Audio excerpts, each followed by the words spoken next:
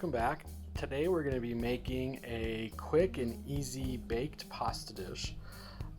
So for today we're going to be using a couple of cans of pasta sauce.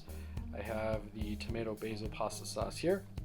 We're going to need some pesto sauce, keeping with the basil theme. I have a basil pesto, mozzarella, cheese, in addition to some ricotta cheese, some Parmesan cheese as well. We're going to be mixing in with that cheese pesto mixture some pepperoni or your favorite Italian deli meat. Makes it quick and easy. And then of course the star is going to be our penne pasta. So we are going to be cooking the pasta first.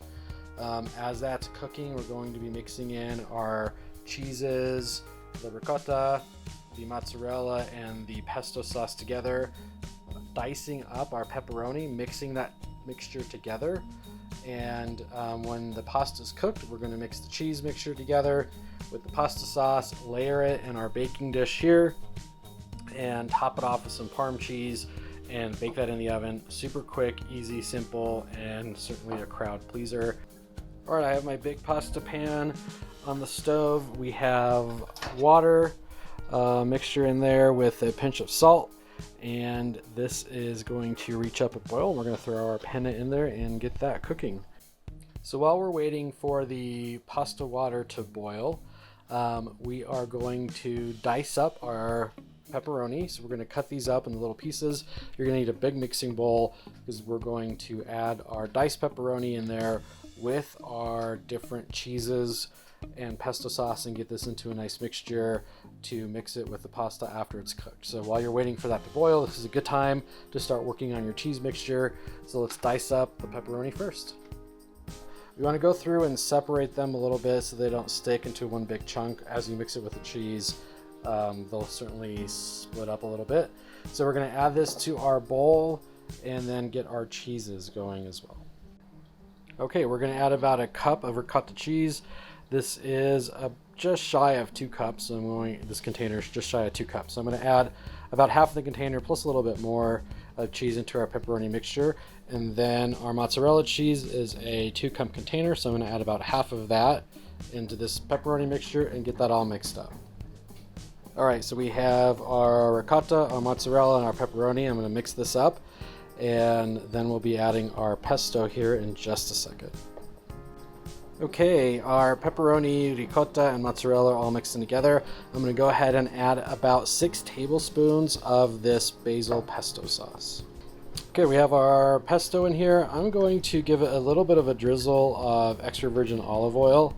That'll help get this mixture all nice and slick, whatever, so we can mix it up a little easier. So let's go ahead and get this mixed up. Okay, our mixture is all mixed in together. I had to add a little bit more of olive oil as I was mixing it because it got to be a pretty firm mixture and I wanted it to come out in this consistency here. So I added a little bit more of olive oil. Depending on your pesto sauce, you may have to or not. This pesto sauce that I got is pretty thick. It's not very oily or greasy at all. So that's why I had to add a little bit of extra virgin olive oil. If you get a pesto sauce that has a very oily consistency, you probably won't need to add any olive oil at all. So judge the consistency that you need to add, whether you need to add oil or not, based off of how oily your pesto sauce is.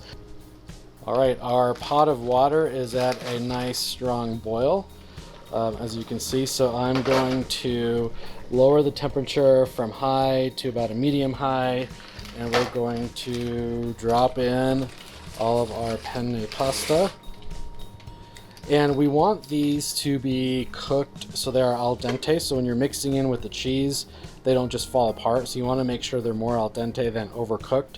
So if you traditionally liked more of a traditional cooked pasta, you want to undercook it from what you might normally do so that we mix it in and they won't just fall apart. So I'm going to check these in about 9 minutes. The package says it takes between 10 and 15 minutes, 10 to 12 minutes to cook it. I'm going to test this in about 9 minutes, 8 minutes or so. And you want the pasta to be cooked. You don't want it crispy, but you do want it to be al dente, so a little bit of stickiness to it so it doesn't just fall apart once we add the cheese to it. So I drained the pasta. I did not rinse it off.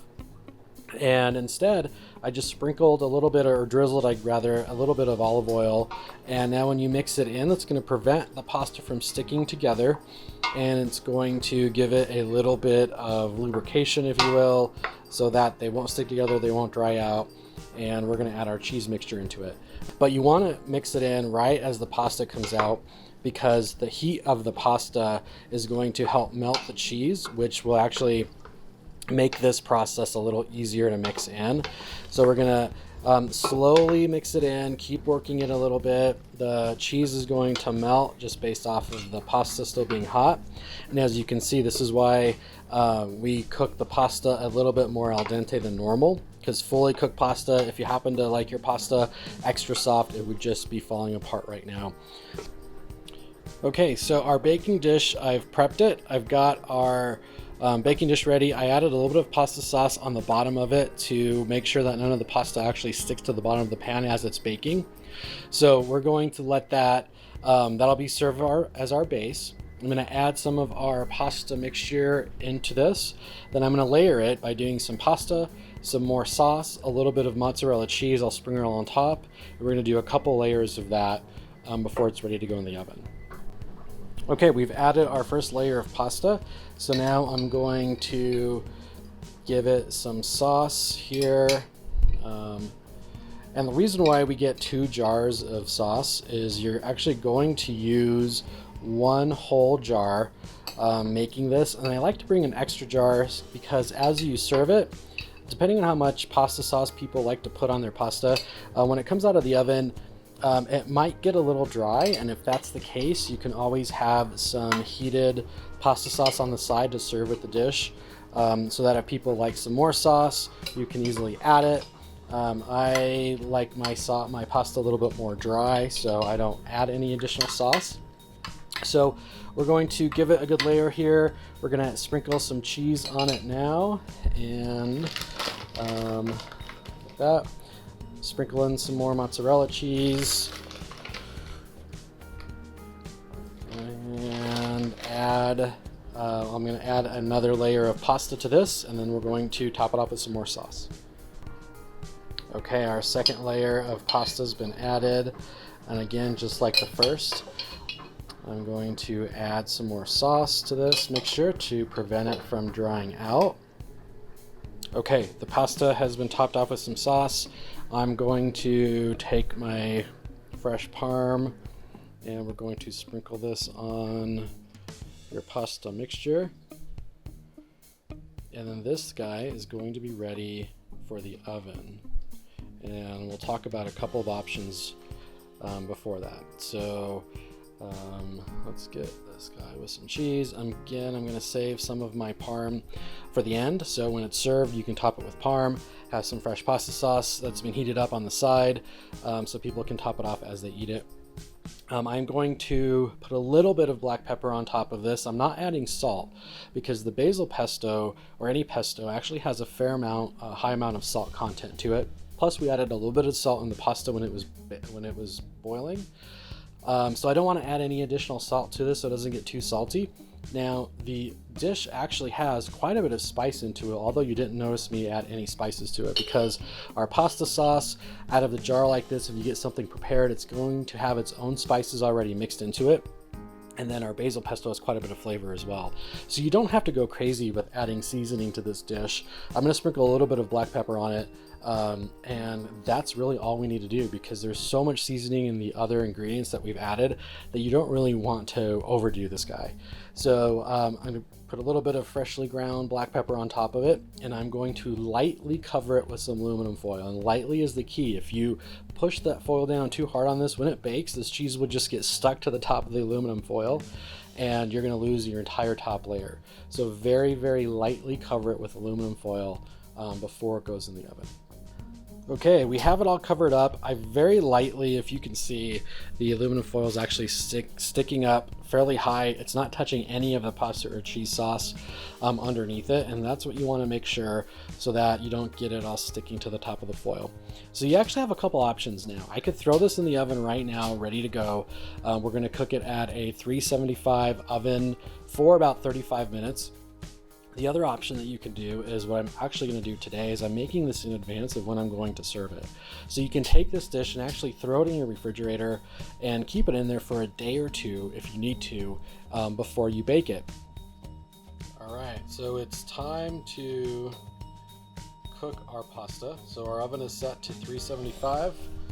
I've taken it out of the refrigerator. Again, if you don't need to refrigerate it, you could have just put it right in after you cover it loosely. So we're going to slide it into our hot oven. There it goes, 375 for 35 minutes, and we'll take the cover off and take a look at it and leave it uncovered for about 5-10 more minutes, and then we'll be ready to go. So now to get the rest of the parm melted, we'll just take the cover off, throw it back in the oven for 5 minutes, and then it's ready to go. But other than that, this is your finished product. But there we go. So it's fairly easy. Yeah, it takes a little bit of time to cook, but as you saw, it's fairly easy to put together compared to a lasagna or something like that. It can sit in the fridge for a couple days before you're ready to eat it. And it's super quick to cook and serves quite a bit, and certainly a crowd pleaser. So that's it for this video. Hope you enjoyed, and if you try to make it, let me know how it comes out. See you next time.